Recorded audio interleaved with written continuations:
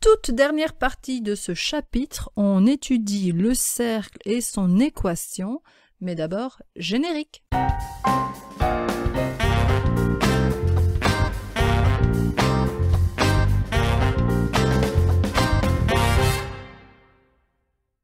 On le sait, le cercle est un lieu géométrique et on commence par sa définition. Le cercle C est le lieu des points du plan situé à égale distance d'un point fixe qu'on appelle le centre. La distance commune à tous les points du cercle est appelée rayon du cercle. Établissons l'équation générale d'un cercle. Dans un repère orthonormé, nous avons le cercle C de centre C de coordonnées AB et ce cercle a pour rayon R. Le point P est un point quelconque du cercle, je peux donc par exemple le représenter ici sur le cercle et on va traduire le fait que ce point appartienne au cercle en utilisant une égalité. Pour que le point P appartienne au cercle, il faut et il suffit que la distance entre le centre du cercle et le point P soit égale au rayon du cercle. La distance entre deux points, c'est une formule que l'on connaît maintenant très bien, c'est celle avec la racine carrée, et donc je prends le x de P, c'est-à-dire x moins le x du centre, donc A, x moins A au carré, plus y moins B au carré, avec la grande racine carrée, doit être égal au rayon. Eh bien, pour avoir une équation plutôt simple, en tout cas c'est cela qu'on retiendra, on va mettre au carré de chaque côté l'égalité, et donc il reste x moins a au carré plus y moins b au carré égale le rayon carré. Et ça, c'est l'équation générale d'un cercle. On retrouve derrière les deux signes moins les coordonnées du centre du cercle, et derrière l'égalité, on retrouve le rayon au carré. Passons à la forme développée de l'équation d'un cercle.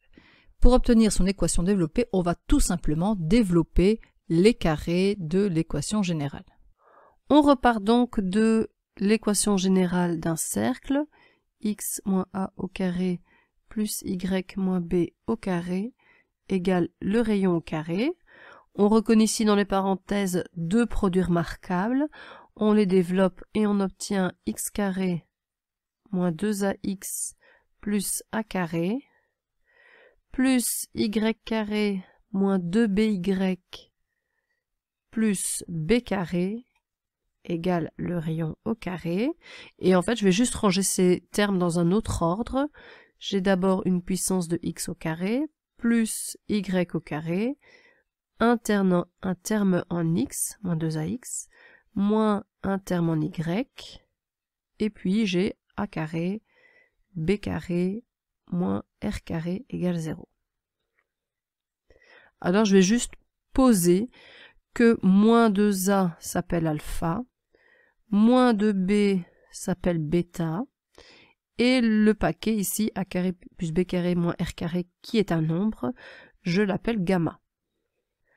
Ainsi, la forme développée de l'équation d'un cercle s'écrit x carré plus y carré plus alpha x plus bêta y plus gamma égale 0. Il est surtout important de comprendre qu'on a un x au carré plus un y au carré plus un terme en x, un terme en y, éventuellement parfois il n'y a pas de terme en x en y, plus encore un nombre égale 0. Voyons dans un exemple, donnons l'équation développée du cercle x moins 1 au carré plus y plus 3 au carré égale 2. Évidemment, pour développer les carrés, on utilise les formules de produits remarquables. On a donc x carré moins 2x plus 1 plus y carré plus 6y plus 9 égale 2. Et donc on va juste remettre ces termes dans un certain ordre. D'abord x carré plus y carré, ensuite le terme en x, donc moins 2x, puis le terme en y, plus 6y, et on va calculer 1 plus 9, ça fait 10, moins 2, on a plus 8, égale 0. Voilà, c'est tout simplement l'équation développée d'un cercle.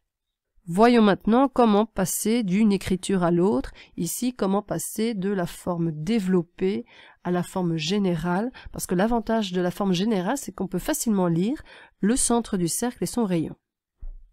Alors l'idée, c'est de faire apparaître des produits remarquables dans la forme développée.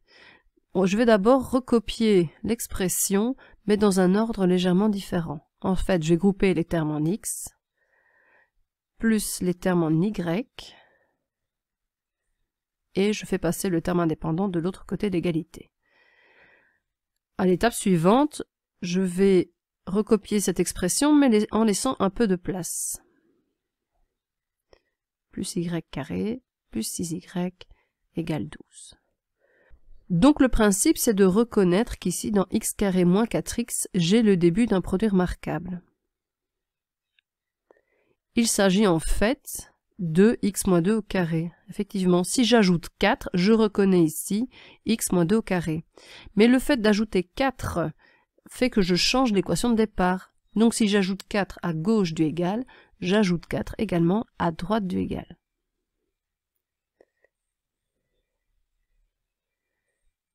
Pareil pour les termes en y.